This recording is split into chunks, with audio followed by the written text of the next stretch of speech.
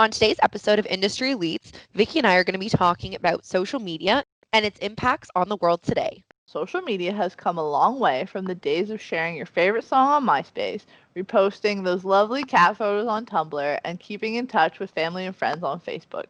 Today, social media influences every aspect of our lives, from what we buy, what we eat, and even the things we do. We also wanted to take a more in depth look at businesses and how important social media is for gaining customers and looking at how much it can have an impact on people getting jobs. Okay, so let's dive right in. So, obviously, social media is something that's so popular in today's day and age, but it started somewhere, right? Like, I think there's so many different platforms now, but it's interesting to go back and look like what was the original social media profile that sparked all of this frenzy now? I don't know what would officially be the first one. I feel like it's probably some cult information where it started in some developer's basement that no one's really heard of.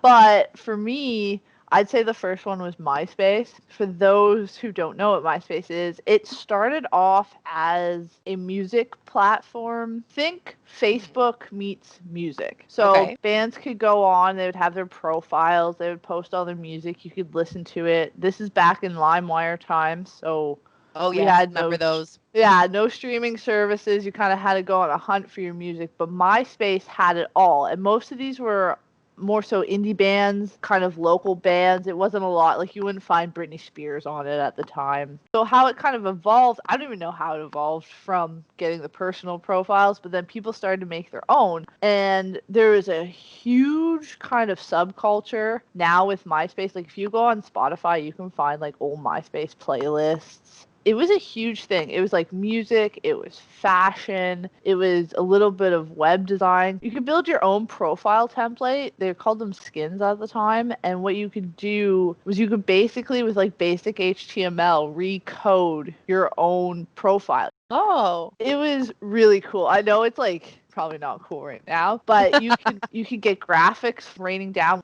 They had these glittery GIFs at the time. They had just everything. You could make a little like dragger thing on your mouse. You could completely reprogram and reshape everything. There was a whole marketplace for templates. It was just this whole thing. And then it also is really what I think kind of pushed the emo kid scene and the scene kid scene, because these are all kind of really birthed from MySpace. So I think this was the first social media platform to birth kind of a subculture from it, as we now have the Instagram subculture and the TikTok subcultures. A few years ago, they had their servers crash and most of the Oh, old I remember profiles were that. lost. I went back, checked mine, and the data was just basically corrupt on it. Like only a few things loaded. And it Mhm. really broke my heart because I kind of wanted to see all the old photos and stuff that was left on It's there. like a memory to go back and look at the things, like, even on Twitter. It's just I think it's funny to go down memory lane sometimes.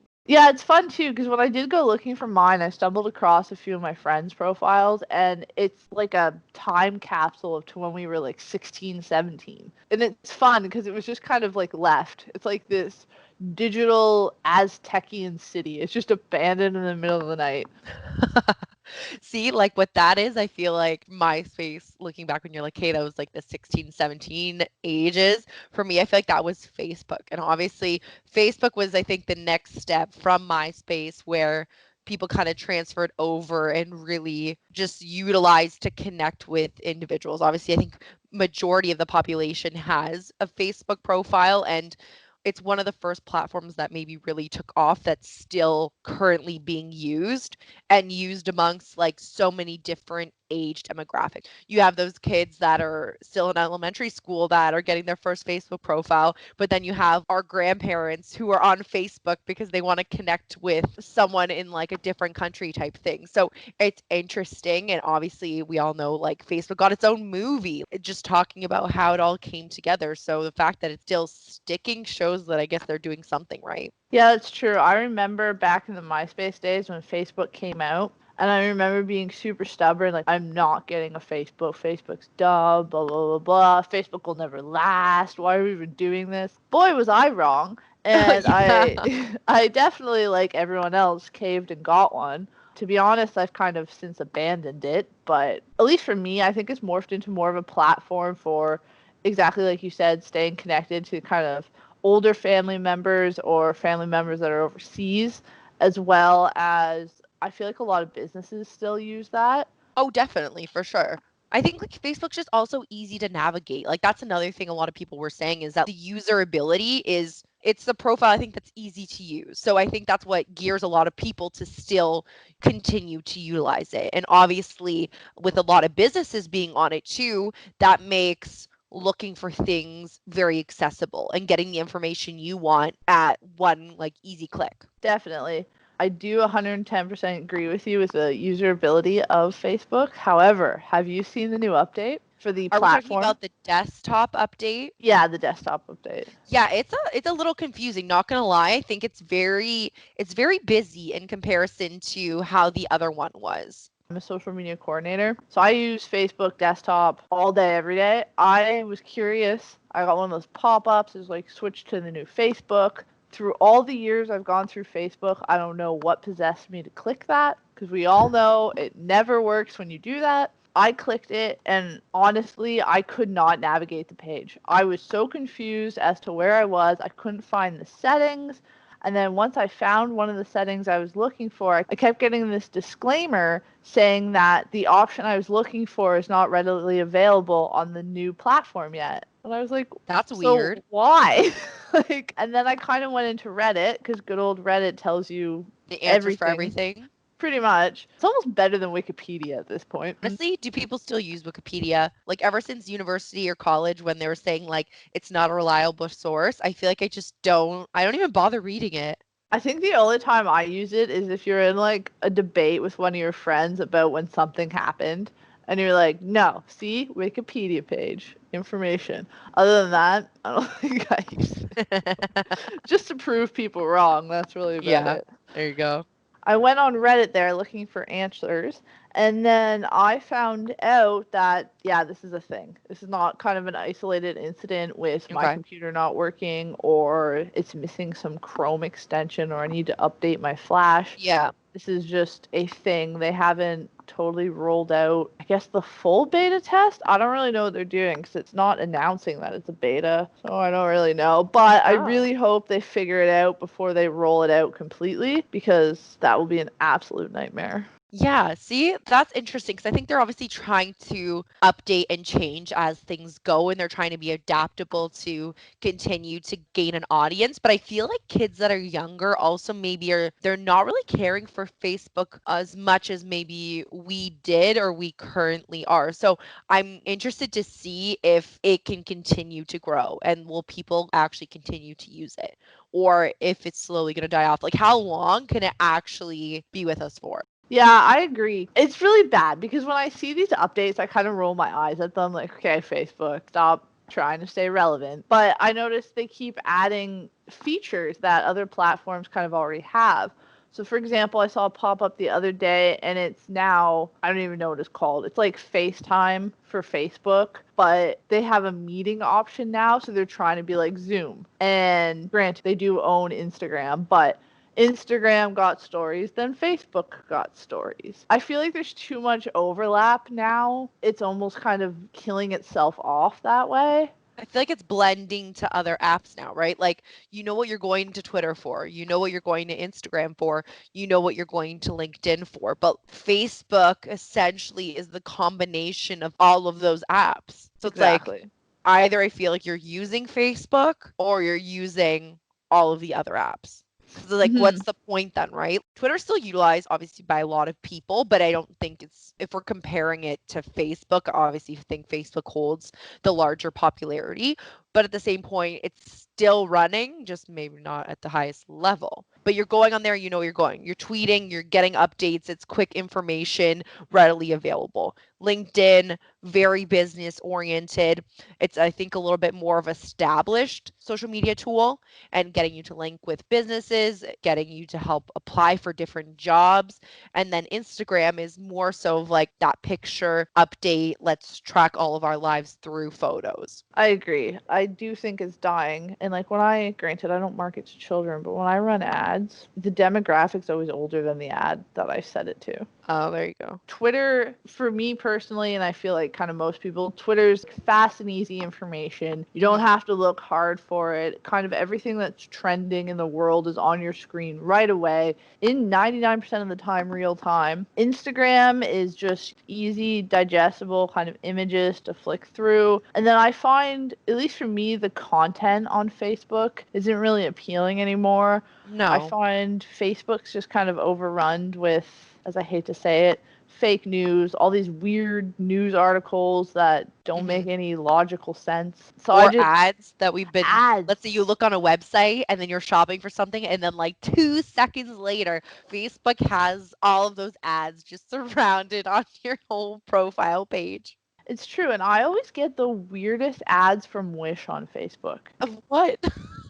Random things. It'll be little miniature gnome houses, but you can buy them in bulk as like 100. What did I click or possibly Google that this is now what I'm deemed in that demographic, that I need bulk gnome houses that are probably an inch tall? Well, honestly, I'm wondering first off, the only time I could see someone using gnomes is if they're creating a garden, but I'm sorry, what size garden are you creating that you need 100 gnomes in bulk? I get weird stuff like that all the time. Or I'll get inflatable garden furniture. I'll get bulk craft moss. I don't know what I click to deserve this, but they're Mhm. always random and weird. Well, aren't you just very lucky? Yeah, really. So I know another thing that we talked about and we've mentioned before is just how social media took that turn. Like in the beginning, who knew that we'd have all these different platforms and avenues to be able to put yourself out there? And a lot of people are putting themselves out there, right? Like a lot of stuff people are putting online, they're putting their opinions, they're putting their views, putting pictures of themselves, updating on their family, their birthdays. And it's a lot of personal stuff that people sometimes are putting up there, and I think people are now starting to realize that a lot of the stuff that you're putting online can stick. It's very hard to remove things that you've been placing up there. So I think people have to now take that second look. And it's also getting a lot of attention at the same time. Yeah, no, I agree. I kind of have that thought with OnlyFans taking its incredible rise in popularity all of a sudden. All these people kind of posting on OnlyFans now, which is really popular, and I feel like everyone's kind of jumping on the bandwagon, but it's going to come back in a few years and everyone's going to be full of regret for that. Yeah, see, that's what I mean. So people are doing it now because it's working for them in the moment type thing, right? But who's to say that in how many years from now that's going to prove to be a benefit for them? We'll touch on that a little bit more, I think, on in terms of individuals and putting themselves out there on social and what people should be doing and what people shouldn't be doing, especially if they're looking for jobs. But one of the other things we were talking about is how important it is for companies to be on social media. And I don't think a lot of people maybe realize that. So, one of the points that we got from an article on hootsuite.com, it was saying that if you're not taking advantage of social, then you're missing out on a fast, inexpensive, and effective way to reach almost half of the world's population. It's true. Nowadays, if you are a business, small or large, if you're not on some form of social media, you've just blown your marketing out of the window. There's no point in almost doing it at that. Because now people go to social media and they almost use it as a kind of subtle review platform. Yeah, They go, definitely. especially now that I know Instagram has the shop option, so a lot of people will look at the products these businesses are posting. I know at least myself too. I'll read the comments and I will kind of look for people and they'll make comments like, "Oh, I emailed customer service 3 weeks ago. No one said anything. My package showed up damaged. The product was missing. Don't waste your money. Don't buy this. It doesn't work." Hmm. Everyone is doing that now for social media. And on the business side sense of that, there are billions of users on social media platforms across the world per day. So it's in your best interest to go to market where the people are looking. It's kind of past the days of when people used to put ads in newspaper because every Hmm. household got a newspaper. Those days are, I would say, long gone. Yeah, or a little bit behind us. Exactly. So now they can almost, for lack of a better word, kind of attack us in our own homes when we're constantly attached to our devices. And I feel like we're aware of the ads because we always kind of complain about them or mention that, Mhm. like, my phone was listening to me. Now I have this ad of Oh, something I mentioned definitely. That's once. a real thing. That is definitely a real thing. Pre-COVID, when we had to be physically beside each other in the office, Yeah. we would pick a random thing and we would all repeat it. The rules were that it couldn't be something that we all would have Googled before. And we just will talk about it for about 5 minutes using kind of the keywords that we know will work. And 9 times out of 10, by end of the day, one of us has received the ad. It has Yeah. happened That's with some of the wildest combinations. We did one, the best place to go horseback riding in Northern Ontario. No one has wow. ever Googled that. That's very specific. Exactly. We just kept going, oh, I wish I knew where I could go horseback riding in Northern Ontario for honestly maybe 20 minutes. I'd say by lunchtime, one of us had an ad on Facebook from it. It was in their stories on horseback riding, equestrian lessons in, I think it was near Thunder Bay. Yeah, see, that just shows you how dedicated social media apps are to gearing their ads to fit their user, right? Like, even I think with our previous guest, Vlad, when he was talking about marketing styles and when they're really looking to essentially, I guess, hit people on their profiles and get the most engagement, they're looking for what times that they're tired, times that like they're spending the most time on their phone. And even for business sake, if most people are going to want to purchase something or going to want to partner with maybe a certain person, certain industry, certain business, a lot of the times they're going to go search them up online and look at their reviews, right? So, like before, I think it was a lot of word of mouth type thing, and that's where you got maybe a lot of your referrals or created good networking situations. But people rely heavily on online reviews. We were looking at some of the stats, and it turns out that there's an overwhelming amount of people that read reviews via online. I think it's about 84%. And then if we're looking at a specific age range from 18 to 34, it's actually as high as 98% of users that read the reviews and trust the reviews. And then also, the stats are showing that 84% of people trust online reviews just as much as those in person conversations. So that's a large number. Like, if we're looking at that, obviously, that 100% scale, at an 84% of individuals trusting what they read online, that shows you how much weight is now put on what they find out or what they research via people's online profiles. Exactly. And I find for a lot of things, at least for me, I am an avid review reader. Mhm. I lurk everyone's social media profile before I go get a new service or a new product. I like to go to the back pages of YouTube's for reviews, kind of bypass all those paid influencer reviews to get to Yeah. the kind of real reviews. But one thing I find is especially how kind of websites now, they're so overpopulated with stock footage. So when you're selling a product, especially from these big companies, they have the nice, pristine photo. Like, think McDonald's. You Yeah. get a double cheeseburger in the ad, it's fluffy, it's nice, it's perfect, it's pristine.